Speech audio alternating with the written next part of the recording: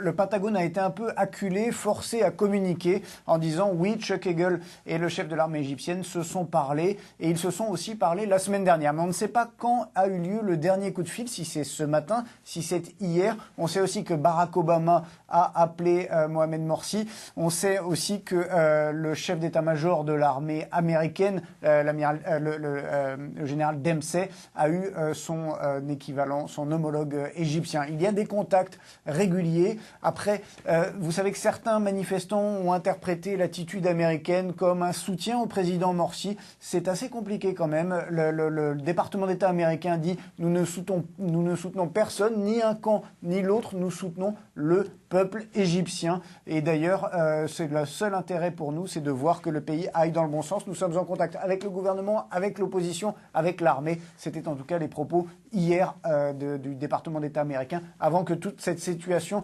évolue. Après, sur le fond, il y a une autre chose à voir, c'est que les Américains ont été très mécontents de l'arrivée de Mohamed Morsi au pouvoir. Ils ont été très mécontents de la victoire des frères musulmans. Et il y a un long historique de coopération entre l'armée égyptienne et les Américains, notamment parce que les Américains ont toujours vu l'armée égyptienne comme un garant de la paix avec Israël.